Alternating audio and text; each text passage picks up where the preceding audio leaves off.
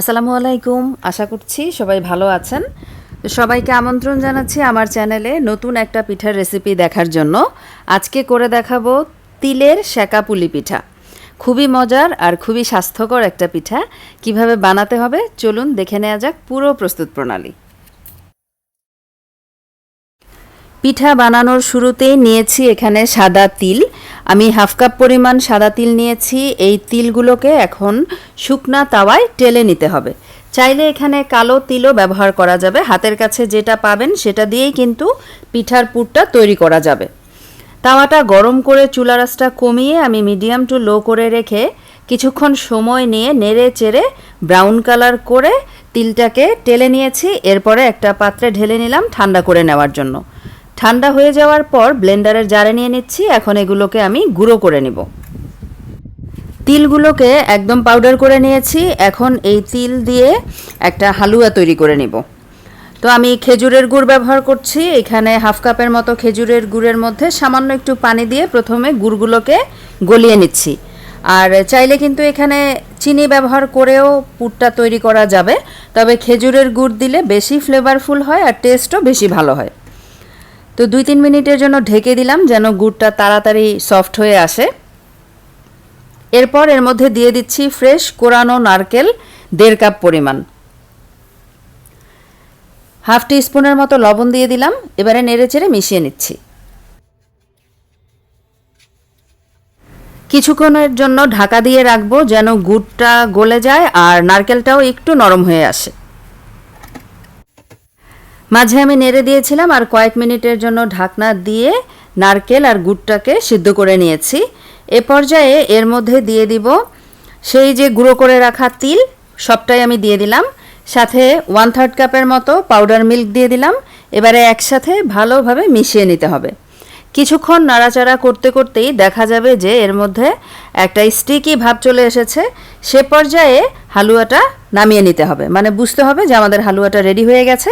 এখনই চুলা থেকে নামিয়ে নেব।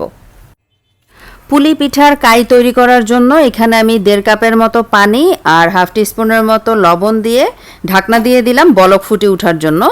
বলক ফুটে ওঠার সাথে সাথে চুলাটাকে কমিয়ে এর মধ্যে আমি 1 কাপের মতো কেনা প্যাকেটের শুকনা চালের গুঁড়া দিয়ে দিলাম। 2 মিনিটের জন্য ঢাকা দিয়ে রাখলাম। চুলার আঁচটা কিন্তু এই পর্যায়ে একদম কম করে রাখতে হবে।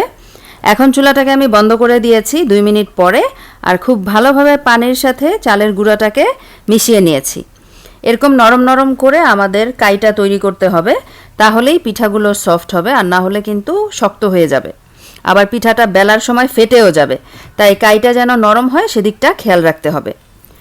এবারে গরম অবস্থাতেই ঢাকনা দিয়ে ঢেকে আমি 10 মিনিটের জন্য রেখে দিয়েছিলাম। 10 মিনিট পরে কাউন্টার টপের মধ্যে নিয়ে নিলাম। এবারে খুব ভালোভাবে মেখে নিতে হবে। আর এই কাজটা কিন্তু গরম গরম থাকা অবস্থাতেই করতে হবে।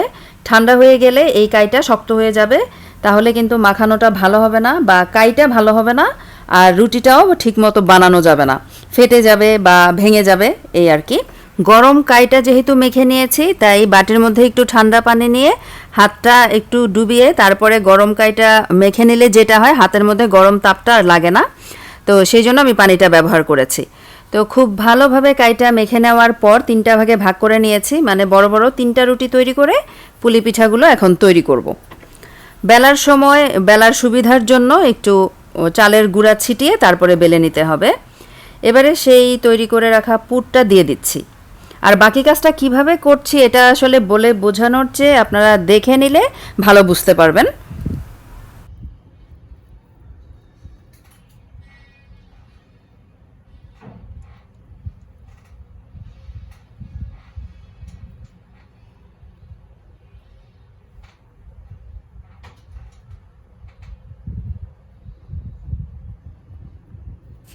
আমি আজকে ছুরি ব্যবহার করছি।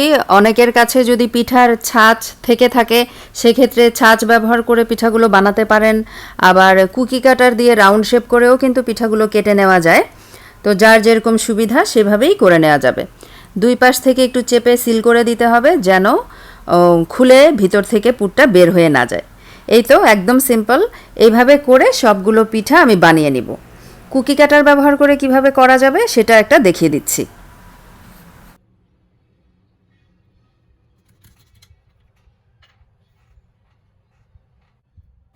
এখন এই পিঠাগুলোকে আমি শুকনো তাওয়ায় সেকে নিব, যেহেতু সেকা পুলি পিঠা।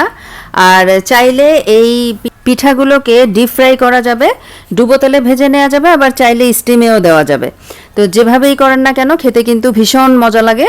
তো রেসিপি ট্রাই করে দেখবেন এই শীতের সময়ে, আশা রাখছি খুব ভালো লাগবে। তো উল্টে পাল্টে একটু সময় নিয়ে পিঠাগুলোকে এবারে সেকে নিতে হবে। খুব একটা সময় লাগে না, খুব অল্প সময়ের মধ্যে কিন্তু পিঠাটা তৈরি করে নেওয়া যায়। এই তো হয়ে গেছে, দুই পাশই এরকম লাল লাল হলে পিঠাগুলোকে তুলে নিতে হবে।